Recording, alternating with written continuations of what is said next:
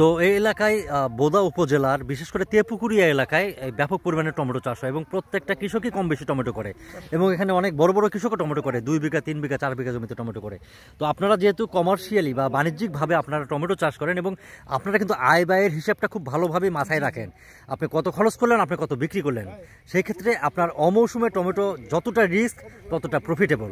তো সেই সমস্ত দিক বিবেচনা করে এই ঝলক 15 টমেটো আপনি চাষ করেছেন এবং আমরা কিন্তু খুব কাছ থেকে দেখার চেষ্টা করছি। ঝলক 15 টমেটো আপনি বললেন যে এই আবহাওয়াতেও যে পরিমাণ সেট হয়েছে অন্যান্য জাতে আসলে এই পরিমাণ টমেটো সেশনে আপনি টমেটো তুলেছেন 3 বার। তো আপনি আসলে এই এলাকার কৃষকদের সাথে আমরা কথা বলেছি, অনেকের সাথে আমরা একটা ছোট প্রোগ্রামের মাধ্যমে বোঝার চেষ্টা করেছি, শোনার চেষ্টা করেছি। তো আপনি এই এলাকার কৃষকদের জন্য কি বলবেন?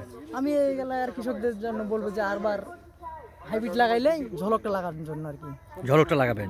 এবং আপনারা তো সাধারণত বাজারে সন্ধ্যার পরে চায়ের দোকানে বসে গল্প করেন যারা টমেটো চাষ করেন, কার ফলন কেমন হলো, কার জমির অবস্থা কি।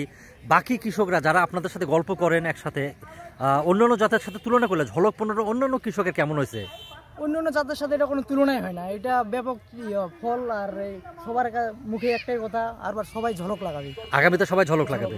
তো আমরা আশাবাদী আগামীতে যখন সবাই ঝলক লাগাবে এবং এই এলাকায় ঝলক টমেটোর যখন একটা বড় মার্কেট তৈরি হয়ে যাবে তখন অটোমেটিক্যালি যারা আড়তদার আছে, পাইকার আছে, তারা তেপুকুরিয়া বাজারে টমেটোর উপরে কিন্তু আলাদা একটা গুরুত্ব দিবে, অনেক আগ্রহ আর কি, আগ্রহ হবে। দীর্ঘদিন থাকে এই ফলটা আর কি, আড়তে আর কি অনেকদিন থাকে, এটার সেলফ লাইফটা অনেক বেশি, অনেক রেট পায় তার জন্য, এবং ফলটা অনেক শক্ত আর ঝলকটা আর কি এটা আর কি হার্ড আছে, অনেক হার্ড ঝলক। হ্যাঁ, বেশি রেট দিয়ে এটা কিনে, বেশি রেট দিয়ে এটা কিনে, অন্যান্য ফলের চেয়ে এটা 1-1.5 টাকা মনে বেশি।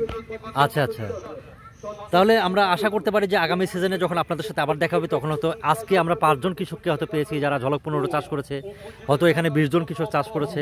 আগামী সিজনে যখন আমরা আসবো তখন হয়তো দেখা যাবে 200 জন কৃষক এখানে ঝলক 15 চাষ করেছে, 200 আরো প্লাস হবে।